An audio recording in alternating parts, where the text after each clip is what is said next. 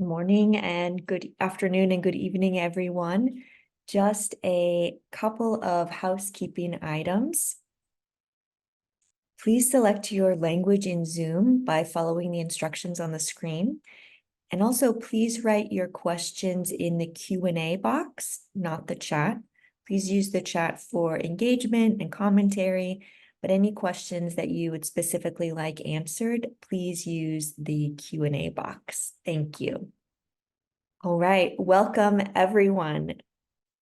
We are so thrilled that you're here to learn about a new intervention package that's all about reducing gender inequities to improve very young adolescents' health and well-being across the life course. This package, funded by USAID, is a joint effort of multiple partners, including Breakthrough Action, of which ThinkPlace and Johns Hopkins Center for Communications Programs are consortium members, the Global Early Adolescent Study, and of course, PKBI Bali, our phenomenal partners in Indonesia, where the design and test of this package took place. And that video that you hopefully saw as a preview was actually created by our youth consultant, who is one of our presenters today. And before we get started, we'd like to acknowledge that the work that we will share today, while focused on gender, was developed with and for heterosexual and cisgender people due to the predominance of this relationship type and the legal and political context in Indonesia. And we recognize that this is an inherent limitation, and we would encourage those who may adapt these materials for use in other contexts, include sexual and gender minorities in all aspects of adaptation, implementation, and evaluation, to ensure the package meets the needs of as many people as possible. So with that said, we wanted to start today with a little exercise. So when I show a slide, I'll read the text aloud, and I want to ask each of you to just sit with that norm for a bit and think about if or how this norm shows up in the communities where you live and work, okay? So boys shouldn't cry.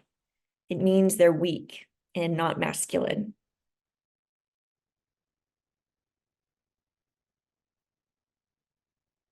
Girls and women should remain pure and innocent regarding virginity and menstruation.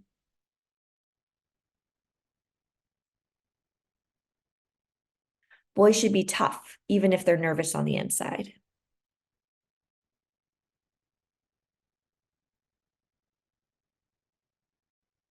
Girls and women should remain pure and innocent. Sorry, girls and women should be thin and pretty.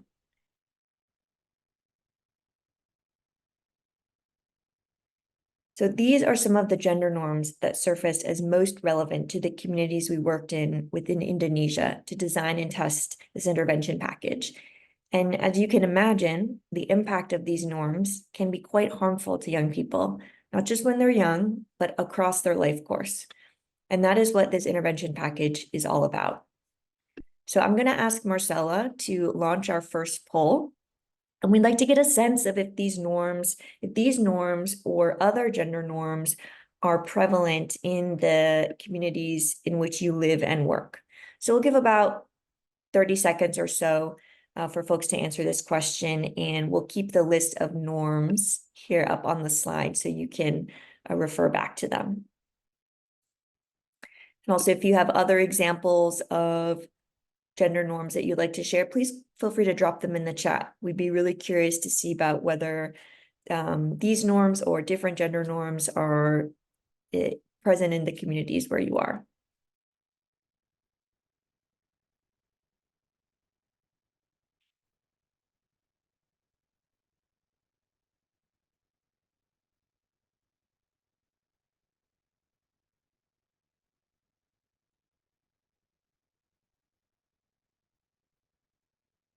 All right, we'll just give it a little bit more here. All right, so we can go ahead. I'm going to go ahead and end the poll here. Hopefully you can see this. I'm going to share the results.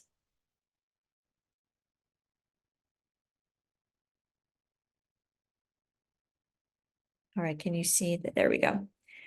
All right, so it looks like these norms are very prevalent in your communities. Some are somewhat prevalent. So I think that, no, I'm not saying that this is a good thing, but I'm saying that hopefully what we're saying today will resonate with you.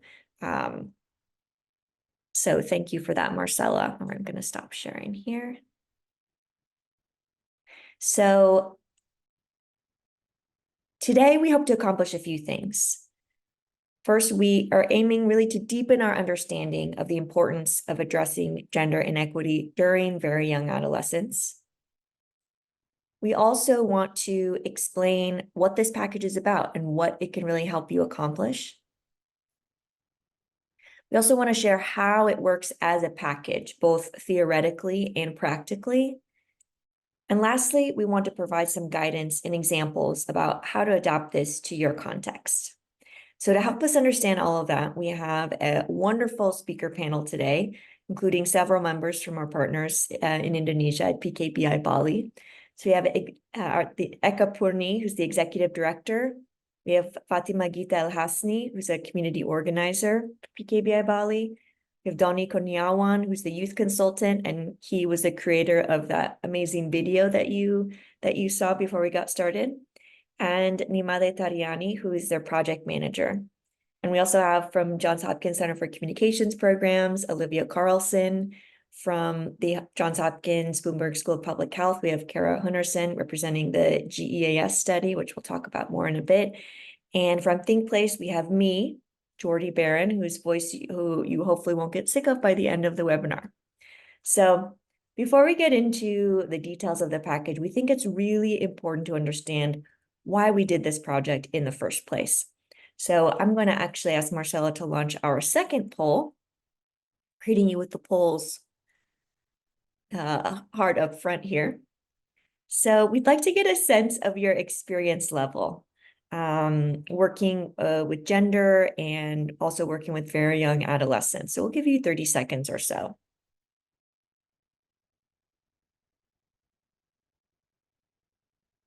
And just note that there are 2 questions here in this poll.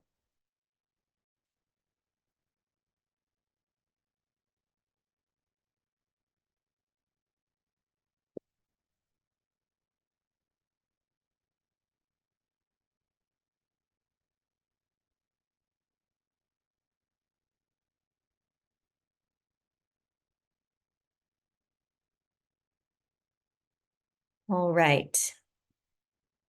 I'm going to go ahead and we'll close the poll here and share results. So it looks like most of you have some experience working on gender transformative programming, and we can get into a little bit more about what that means. And then just a few of you seem to have a lot of experience working with, oh, here we go. And most of you also have some experience working with very young adolescents, which is that 10 to 14 years of age group. So, okay, this is good. But I also just want to state that even if you're in the no experience category, we are so glad that you're here, because even if you're interested, then yes, this package can still be for you. So I'm going to stop sharing this. Thank you again, Marcella. And now I'm going to hand it over to Kara, who's going to help us understand the why behind this package. Thank you, Jordy, for that great introduction, and it's nice to see everyone here today. I appreciated seeing those poll results because it sounds like we have a bit of a mix in people's understanding of working with this age group, which we see as a really critical time for gender transformative interventions. So in the broader landscape of gender transformative programming, there were a few key gaps that we wanted to address. The first one being why gender inequality at this age, and why these audiences.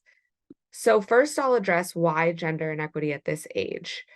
So very young adolescence, which is defined as 10 to 14 years of age, is a time when young people experience increased pressure to adhere to unequal gender norms that negatively affect their current and future health and well-being.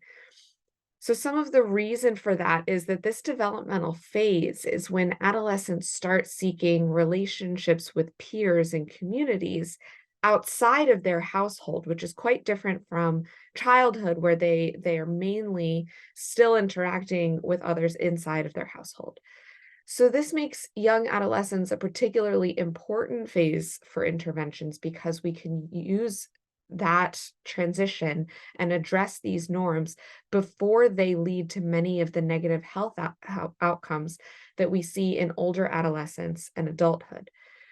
So that's the main focus of the Global Early Adolescence Study, which is the most globally representative longitudinal study examining how gender norms impact health and well-being of young adolescents as they age into older adolescence, which is that 15 to 19 age group, and then beyond into adulthood. So the next question is, why are we focusing on these audiences? So although gender norms and social expectations are shaped and experienced at a young age and intensify throughout adolescence, there's really a lack of gender-focused programming that's tailored specifically to young adolescents. When there is investment, though, it's largely focused on individual level interventions. However, we found that even though young adolescents are increasingly influenced by community norms, their behaviors are still largely controlled by the adults around them. And that includes parents, teachers, religious leaders, and others in their communities. So why don't existing interventions change behaviors? Well, we know a little bit about this through the GEAS, which evaluated a number of existing gender transformative interventions. And just to define that briefly, by gender transformative interventions, we mean interventions that seek to critically examine gender norms and increase gender equitable attitudes and behaviors. So what we found were that there were a few things happening. First, teachers were not comfortable discussing certain information, so they wouldn't even deliver some of the curriculum to the adolescents. Government officials wouldn't even allow certain topics to be discussed. And adolescents themselves would be receiving different messages in the intervention than what they might have been receiving at home from parents and caregivers. So all of this points to the need for other key change agents to be better and more intensively integrated into the design and implementation of gender transformative interventions. So this is why, on the next slide, we focused our human-centered design process on including these key socialization agents that influence very young adolescents' knowledge, attitudes, and behaviors. So this means that though young adolescents were a key part of co-design and are included in most of the interventions, it's really those surrounding adults that this package aims to reach for behavior change.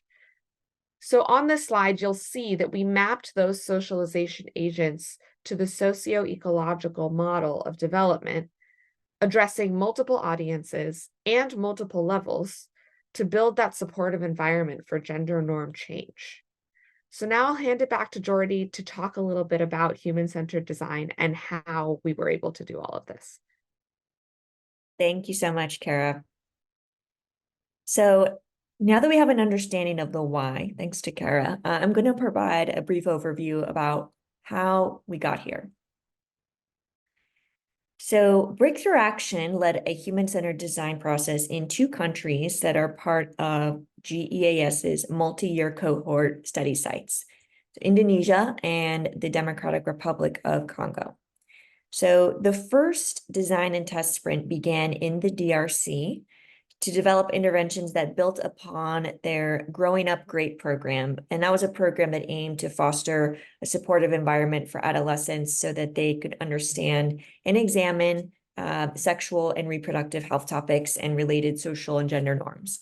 So these interventions were specifically focused on strengthening the parent-child relationships, and didn't extend to other audiences within the VYA environment.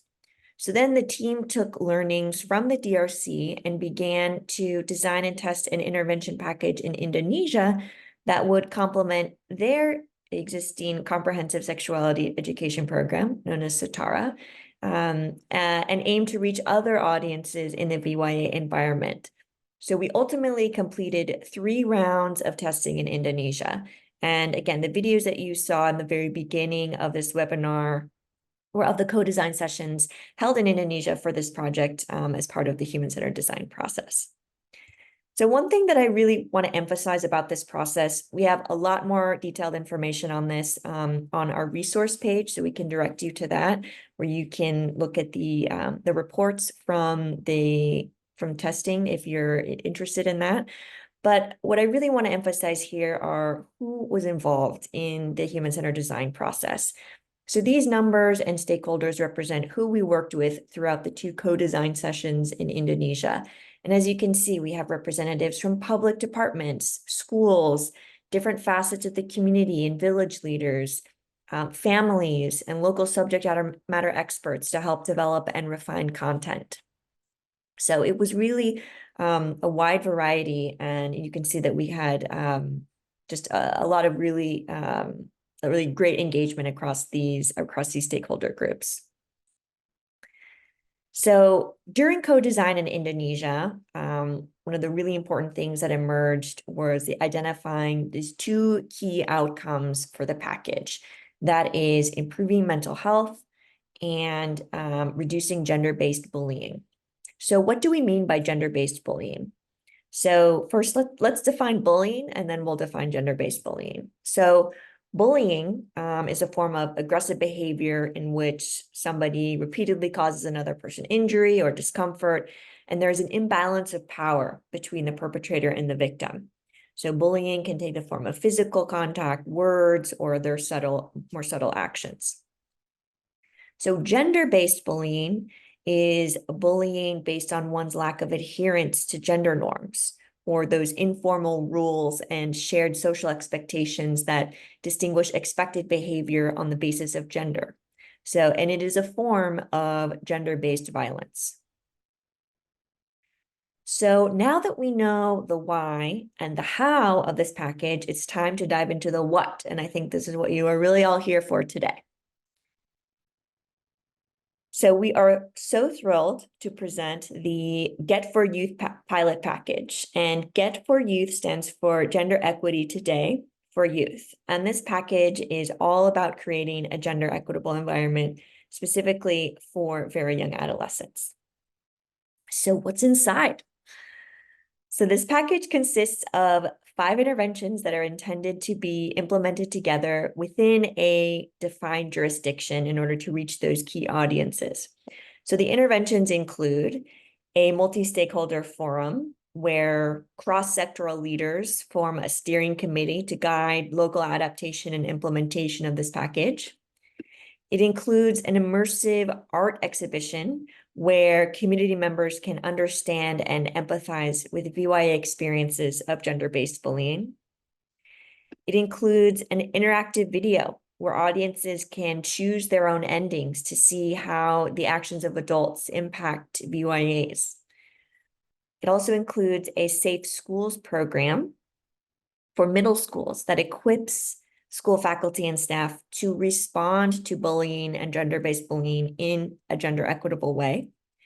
And lastly, it includes a family space program that's designed to be fun and to strengthen relationships and communication between parents and their very young adolescent children. So I just want to reemphasize that even though this package aims to benefit VYAs, right, they're kind of at the center of this, the intended audience of the intervention, really the behavior change target for this intervention is the adults in the VYA environment, like the parents and caregivers, teachers and other staff at school, the principals, vice principals, so as leaders within the community and government institutions that all have a shared responsibility to ensure a safe and healthy environment for VYAs. So to learn more about this, how this package works, in real life, we're going to follow a community as they might experience this intervention package.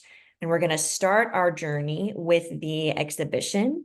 Then we'll advance to the family space, safe schools, the interactive video, the multi-stakeholder forum. And you'll see that actually the interactive video is an intervention that's implemented within these other interventions.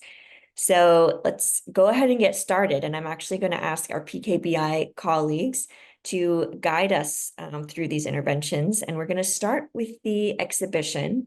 And we're going to first share a video of what was curated in Indonesia. And then I'm going to hand it over to Ima.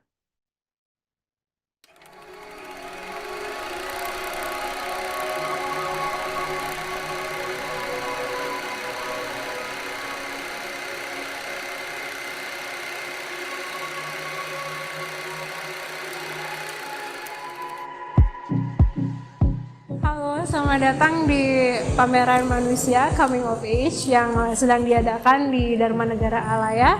Dibuka tanggal 22 dan akan berlangsung sampai tanggal 28 Mei mendatang. Oke, kita akan lanjut ke pamerannya.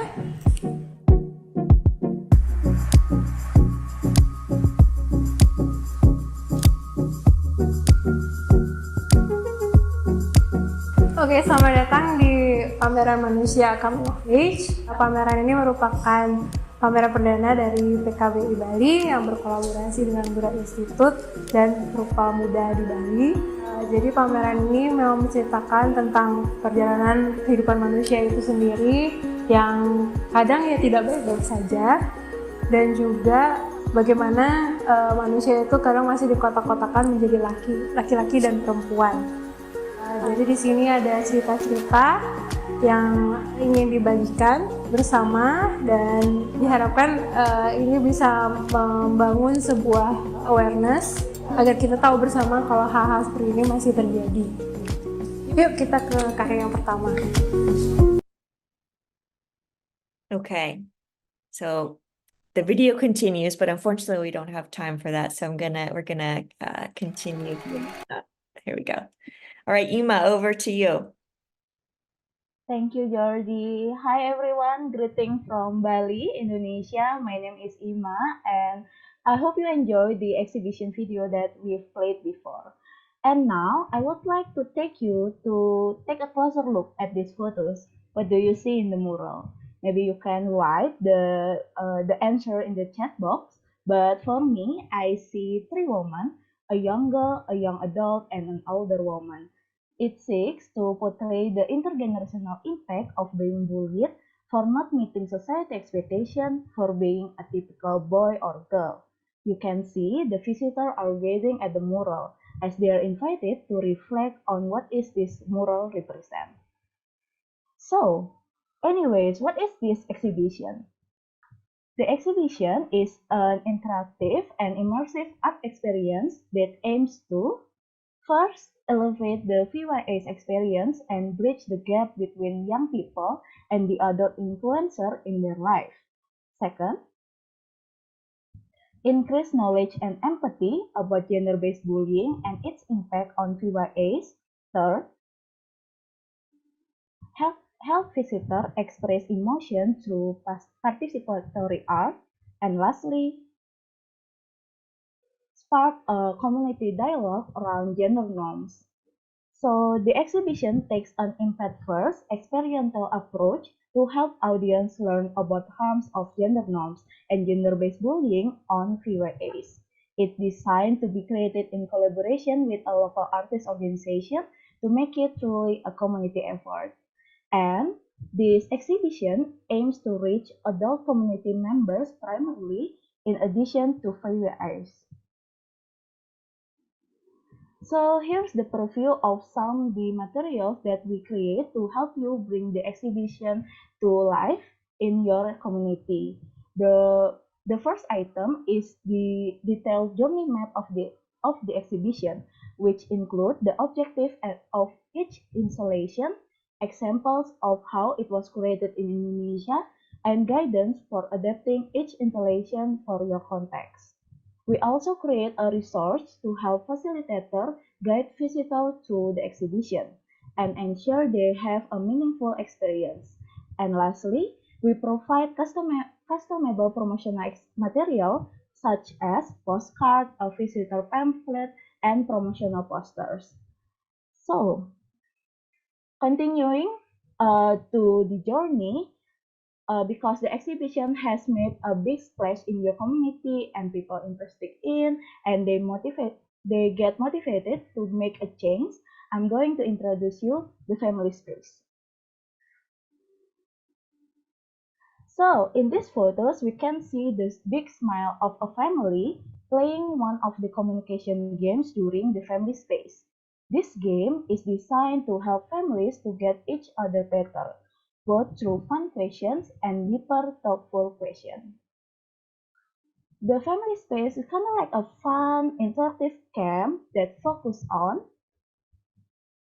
first, strengthening caregiver-adolescent relationship so they can more easily talk about the important topics during a critical time in VYI's life. Second, surface gender norms. And lastly, fostering critical reflection and discussion about those gender norms.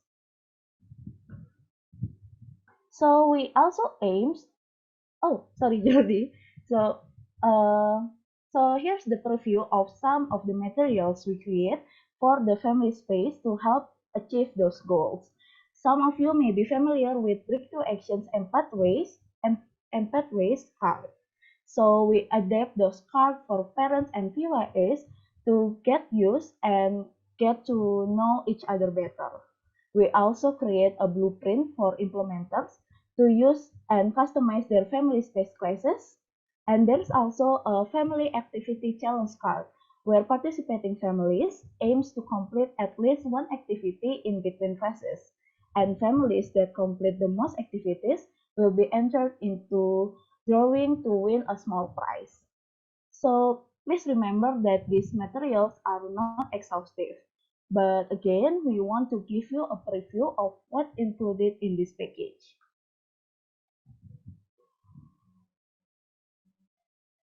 Now, to introduce you about safe school training, I would like to ask Katari to share about what the safe school program is about. Over to you, Okay, Katari. thank you, Ima. Yeah. Okay, thank you, Ima. Hello, everyone. My name is Tari. I will continue the presentation about the safe school. Let's take a closer look at this photo, everyone. This photo is during the first day of the training program that we create for teacher and other school faculty and staff, including school principal and vice principal. So what is safe school?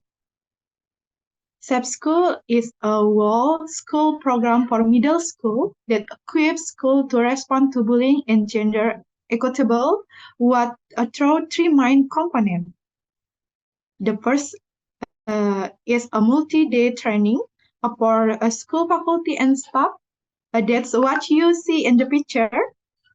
The second is a reporting system that PAS can use confidentially report incident of bullying and get the help they need.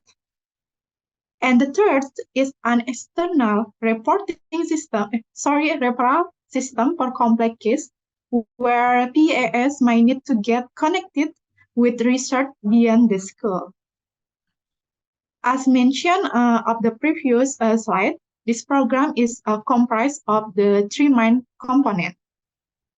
The first is a training curriculum for school faculty and staff.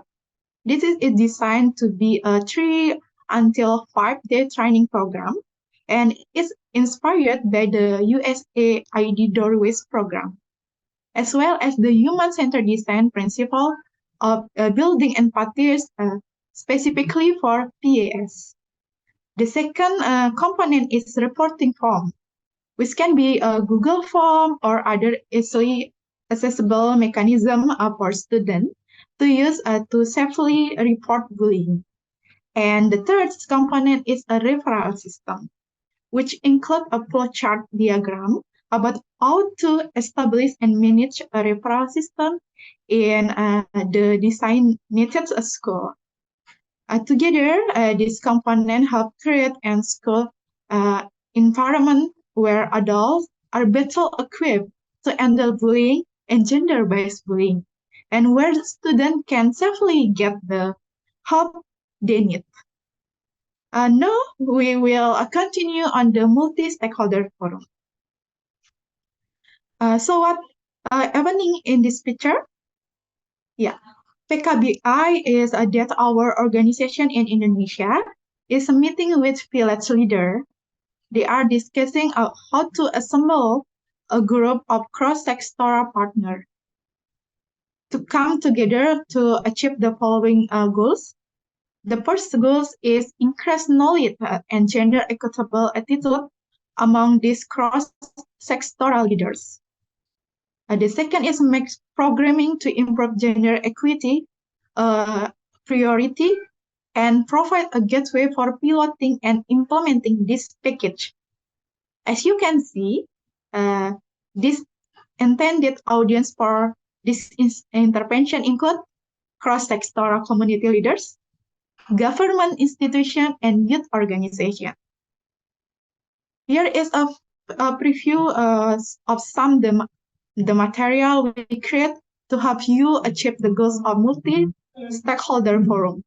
First, we have a customizable overview presentation, which is kind of like pitch decks that can you use to make the case for piloting and implementing the GETS for Youth package. We also create a forum blueprint, which provide objective and guidance about how to engage the forum members. And lastly, we provide guidance for creating a memorandum of understanding or MOU among forum members that will solidify their support for piloting and implementing this package. Now we are going to ask Doni to share with us about our last intervention, the interactive video. Okay, thank you so much, Kak Sari, and we arrived to the next journey in the interactive video. So, what's happening in this photo? That's me in the blue t-shirt. I'm facilitating a screen of the interactive video as part of the exhibition that Ima talked about earlier. The interactive video is a choose your own ending styles video that aims to spark critical reflection and discussion around the long-term impact of how adults can elevate or perpetuate harmful gender norms among VYA. At different points in the video, viewers can select between two options. One that reflects the current behavior and norms, or what happened in real life, and another that reflects the desired behavior and more equal norms. Also, the primary audience for the video is community leaders and school faculty and staff. The video can be utilized within the other intervention as well, including the exhibitions and the family space. Now we are going to play a preview of the video used for the safe school framing. The premise is that a boy is being bullied for liking Korean bands that are typically popular among girls. So please be warned that this thing depicts bullying and harm.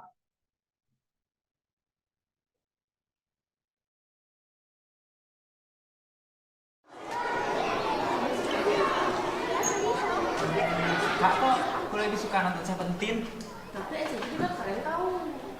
NCT. Oh, NCT itu kan yang ada Jisung itu kan? Iya. Habis itu juga ada Jaehyun, ada Jaemin. Pokoknya kamu harus ngebias mereka deh. Ya. Ayo. Pada ngomongin apa sih? Sepi banget dari tadi.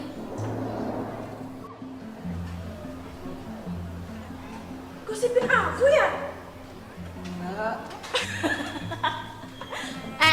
Cowok tuh main basket ada di luar. Apa? Bukan cowok ya? Jangan-jangan nama Deva cuma nama samaran doang kan? Nama saya Devi kan? Guys, kita punya teman baru nih. Namanya Devi. Hai Devi.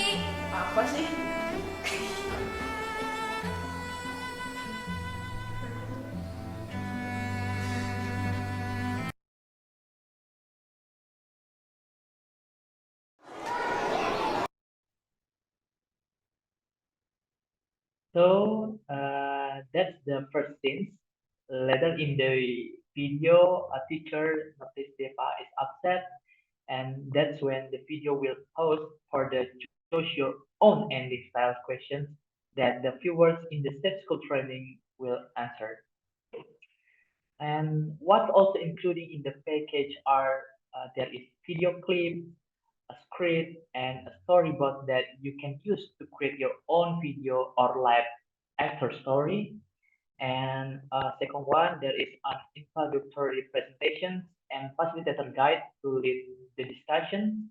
And the last one, a customizable promotional poster. Now I will turn it back over to Jordi. Thank you, Donnie, and thank you, PKBI team. Thank you. That was awesome. So now that we understand the why and the what, let's dive a little bit into the how. So how does this package work from a theoretical perspective? So if you look at the graphic on the right, it illustrates how collectively the interventions reach those key audiences and provide multiple exposures to the interventions within a defined jurisdiction. So what does that actually mean? So let's start with VYAs at the center. So if we imagine them living in a community that's implementing this package, those VYAs will have the opportunity to experience the exhibition, attend a school that's participating in the Safe Schools program, and participate in the family space activity with their parents or caregivers. So extending out to one of our key influencer groups, the parents and caregivers, they will also have the opportunity to experience the exhibition and participate in the family space and have their child's school participate in the Safe Schools program. And similarly for school faculty and staff, they will have the opportunity to receive a training that's part of the Safe Schools program and to also attend the exhibition. And the final audience group is that community and government leaders who, together with those youth-led and youth-serving organizations, can guide the implementation of this intervention package. So now I'm going to ask Olivia to walk us through how the package works from a theoretical perspective. Thank you so much, Jordi. So this is our theory of change that we developed for the package. I know it looks like a lot on one slide. Don't try to read it all. I'm going to break it down row by row so that it's clear how this package reaches the key audiences we've been discussing, the institutions and organizations that can lead to better outcomes for VYAs. So starting at the top, by addressing these 4 gender norms, which should look familiar to you from the beginning of the webinar. Girls and women should remain pure and innocent. Girls are vulnerable and boys are not. Boys should be tough and not cry or ask for help. And gendered expectations for appearance. So by addressing these norms and using proven change mechanisms, these are a mix of evidence-informed SBC strategies as well as best practices. And they are role modeling, diffusing positive social norms, observed social normative decision-making, empathy building, envisioning alternative futures, collective reflection and discussion, building cross-sectoral collaboration, and confronting power imbalances. So by using these change mechanisms across all of the interventions throughout this package, the 5 interventions that we reviewed earlier, and these interventions that span the VYA environment, government, community, youth-led and youth-serving organizations, schools, families and caregivers, and VYAs themselves, we can create a more supportive environment for VYA boys and girls that helps improve their health and well-being. So on the right, you can see our intermediate outcomes. Those are increased knowledge and agency, increased gender equitable parenting, improved and increased caregiver and child communication, fostering positive gender norms, increased community dialogue, and supportive institutions and systems. And at the bottom on the right, you can see our desired long-term outcomes, reducing rates of gender-based bullying and improving mental health.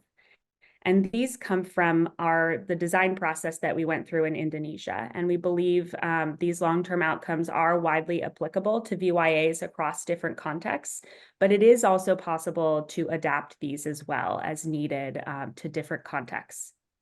So now I'm going to pass it over to Eka to talk a little bit more about adaptation. Thank you, Olivia. So finally, we arrived in the final section of this webinar, where it is to give you a sense for how this package can be adapted to your context and, of course, to other health areas. The package itself contains detailed guidance about this, so don't worry, but we wanted to share an example about how PKBI Bali has already started adapting one of the interventions to address other issues, which is relevance to young adolescents' health and well-being in our community. So I will go into about the examples of how we adapting the exhibition's concept. Thank you, Jordi, for presenting the picture. So at PKBI Bali, we are youth serving organizations which primarily focus on family planning. For us in Indonesia, especially in Bali, teen pregnancy is a very big issue. So after we completed the last round of testing, we decided to adapt the exhibitions to focus on that topic. So we utilized this concept to raising the awareness as what the objectives provided in the exhibitions at the previous page. So we reading the exhibition's blueprint and focus them on a different topic. Sorry to interrupt, Eka. We're having a little bit of a hard time hearing you. Is it possible to get closer to the mic? Sorry, so how about now? That is a lot better. Thank you so much. Okay, thank you. Sorry. Okay, so I will continue. So this is the pictures of how we adapt the exhibition's concept with other topics. So we took the same objective provided in the exhibition's blueprint and focused them on a different topic, which is now we adapted in the teen pregnancy topics. So here you can see the exhibition's entrance in the upper right-hand corner. On the bottom row in the center, you see the participatory component where visitors wrote the message to express their feelings about situations as well as writing the expectations of the issue itself. And on the top left, we see testimonials or photo voice from young mothers who experience teen pregnancies. So they voicing their own voices and experience about being a young mother. And on the bottom right, we see the artworks from a young local artist related to their pregnancy. And also, it's important to know that we had already exposed our community to the other interventions. So this was seen as a continuation of the work we have been doing.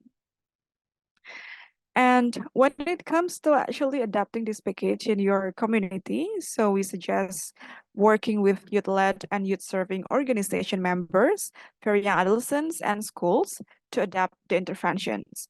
Community involvement, of course, specifically youth involvement, is very essential to making relevant adaptation.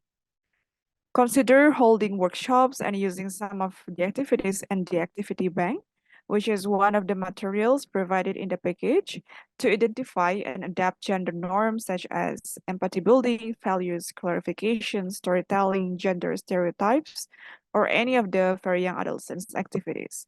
So I will turn it back over to Jordi. Thank you.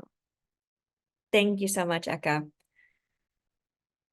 All right, so we're nearing the end here. We're getting ready for our Q&A discussion. So we really hope that this webinar has sparked your interest in learning more about this package. And we'd like to invite you to reach out to us with questions, if you'd like more information, and also to share this information with somebody else that you might think would be interested in this.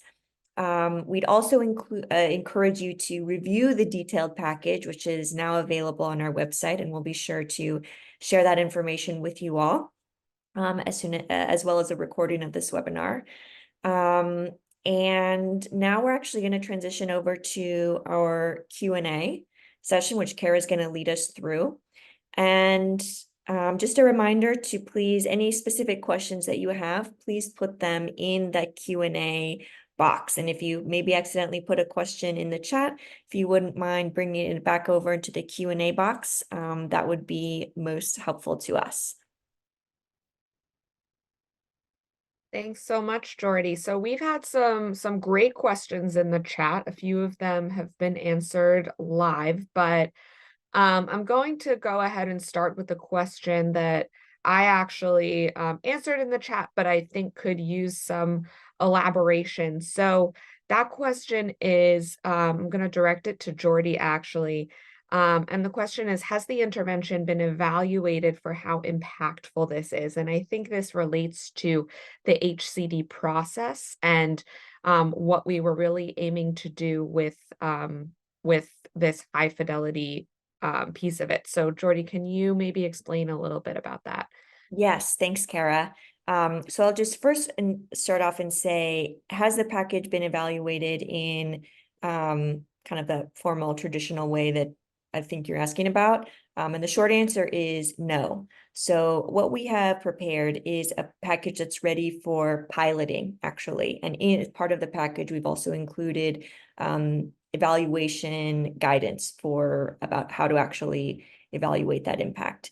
But I think what's really important is to the point that Kara was making about the HCD process itself. So we went through 3 rounds of design and testing, and what we were learning there was really about, taking all those things that Olivia had mentioned in the theory of change in terms of what are those proven change mechanisms in the SBC wheelhouse. What we were trying to really learn from the human-centered design perspective was what's really going to resonate with audiences? What is going to be interesting and desirable and novel to them? We were also trying to learn what is kind of logistically and technically feasible, right? What are we going to actually be able to pull off in these environments where we know resources can be very constrained? What's not going to be so financially and technically limiting that this wouldn't be able to be replicated in other places. So we tested for that as well.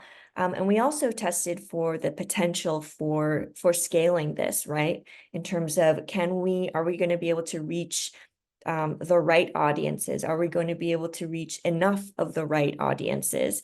And do we think that this, kind of tying back into that feasibility component, is this going to be able to be, is this basically going to be able to be easy enough to pick up and move and implement somewhere else? So those were really the main aspects that we were testing for using the HCD methodology, that desirability, feasibility, and scalability, and each time increasing the level of fidelity or the level of doneness or completeness, thoroughness of the different interventions as part in this package. So testing for all of that, what we've been able to put together is this pilot package that does include, as I mentioned, some very detailed guidance about evaluating this. And I don't know, Kara, if that would be something that you'd like to speak a little bit to, since I know you had a hand in putting that together.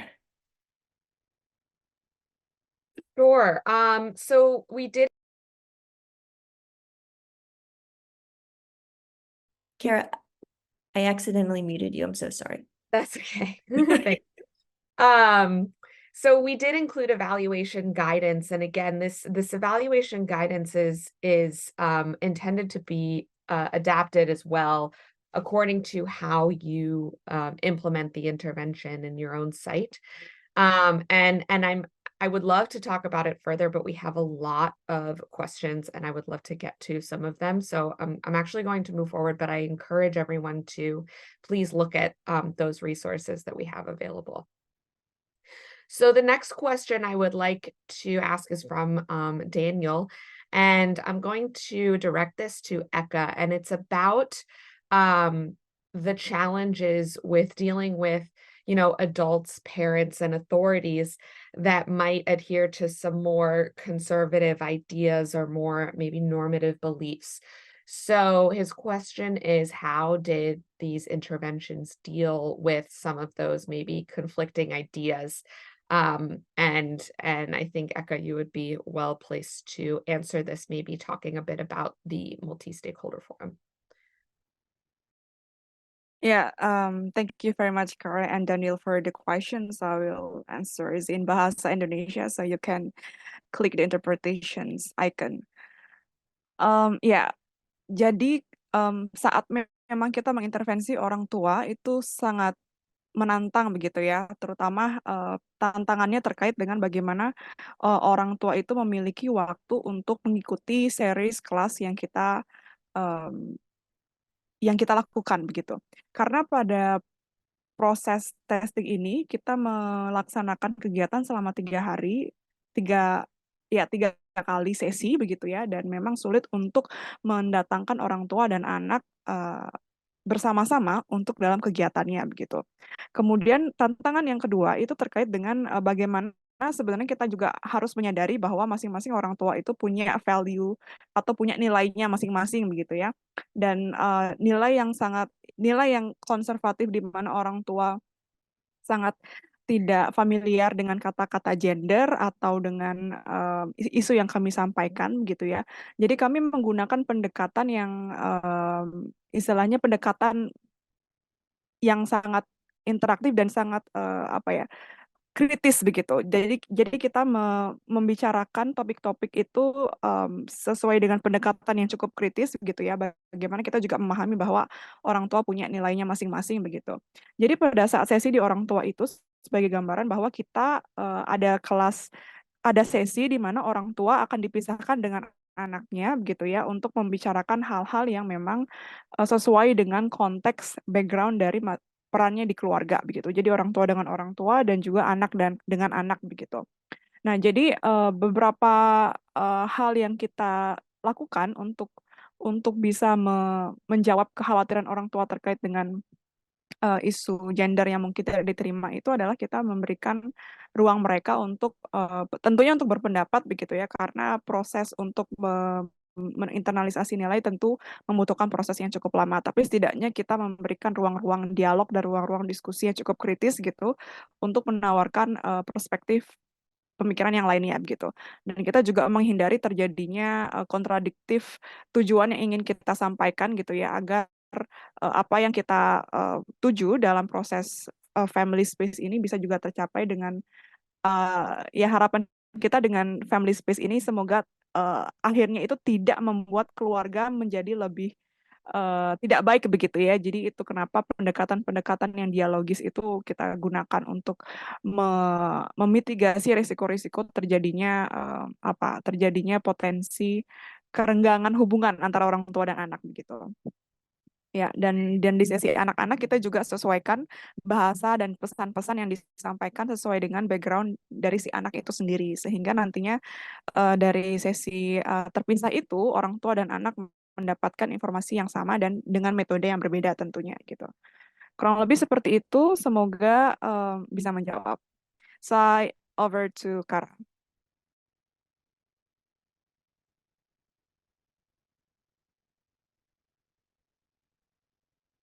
Thank you so much, Eka, for that explanation.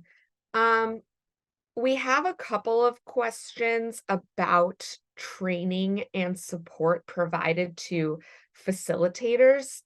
And this is specifically, there was a question about this training for the exhibition, but also in general, what kind of challenges they might have encountered or what support did we give to them? And I think this could definitely be answered again by Eka or Ima, if you could potentially address that, because I think it's a really important question. Okay, thank you, Kara, for the questions. Maybe I will over to Ima if you have some additional answers for that. Yes, Kak Eka. And also I will answering this in Indonesian. So please remember to click the interpretation choice. So tentang training fasilitator exhibition. Jadi kesulitannya tentu ada banyak hal ya. Salah satu yang membuat kami lumayan susah waktu itu adalah bagaimana caranya supaya fasilitator bisa mengerti tentang pesan, tentang makna dan juga objektif dari masing-masing karya seni yang kami tampilkan gitu. Karena pada akhirnya kami sadar bahwa senimannya, kuratornya, organizer pamerannya pun juga memiliki pemikiran-pemikiran yang berbeda gitu, nilai-nilai yang berbeda gitu. Ketika dia merepresentasikan pesan terkait keadilan gender ini ke dalam karya. Jadi waktu itu kesulitan terbesarnya adalah bagaimana kami menyambungkan antara fasilitator dengan artis dengan organizer pamerannya gitu supaya kita satu visi dan bisa sama-sama mendeliver pesan yang kita pengen sampaikan gitu. Tapi waktu itu karena fasilitator yang kami gunakan, teman-teman yang membantu kami memfasilitasi pameran ini adalah anak-anak muda, jadi mereka sendiri memiliki relasi, mereka sendiri juga memiliki kedekatan gitu dengan isu bullying berbasis gender, sehingga ketika kita coba briefing, kemudian ketika kita coba mengelaborasikan apa sih pesan dari artwork 1, 2, 3, mereka juga ngerti karena secara nggak langsung mereka juga mengalaminya ketika mereka sekolah, ketika hingga dewasa gitu. Jadi itu yang membuat kami cukup bersyukur ya dan membuat kami merasa keterlibatan anak muda di dalam pameran ini maupun di dalam package ini secara keseluruhan gitu, karena mereka sendiri secara nggak langsung juga pernah mengalami dan memiliki kedekatan gitu dengan isu keadilan gender yang pengen kita sampaikan kayak gitu Kak. I think that's it. I hope I can answer your questions.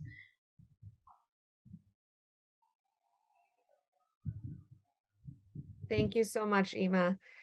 I know we only have a couple of minutes left here, and I do want to say that we will be, and thank you so much for all of the questions in the Q&A. There's been so much great engagement. I just want to address briefly that there were a few questions about adaptation to different topics and different areas. There was one question about if the package was tested in different environments, like in Africa. And I do want to highlight that we did actually do this same process in the DRC with Save the Children based on their Growing Up Great intervention. And that process yielded very similar results, even though we were not able to take it to full high fidelity like we were in Indonesia. We did see a lot of similarities in the prototypes that came out of that process. And I hope Olivia could share potentially that resource on the results from those interventions as well in the chat. And we would just encourage people to explore that. So with that, I will pass it back to Jordy to close us out. Thank you so much, Kara, and to everyone who was helping answer questions. I know we didn't get to all the questions, and there's a lot of great questions, and we're going to try to do our best to answer them after the webinar. But I did just want to say that this getting to this point has been an enormous effort from a big team, and while only some of us presented today, I just wanted to acknowledge the work that from the others that went into this, including other members from PKBI and from Johns Hopkins CCP, as well as Think Place.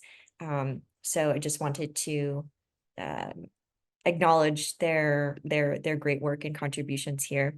And as we say in Bahasa Indonesia, semangat, which is kind of a keep going. So that was our motto. And we also just wanted to say thank you to you for participating and for staying with us throughout this webinar. We will be sharing a follow-up email with links to more resources with you all after this. And as you can see, we just launched another poll, and we'd love if you would just be able to answer this brief poll in this last minute here. But other than that, Thank you so very much. We are very excited about this, and we really look forward to future conversations, hopefully with many of you, to learn more about this package, because we're very excited to get it out into the world. Thank you. And thank you to the other panelists today.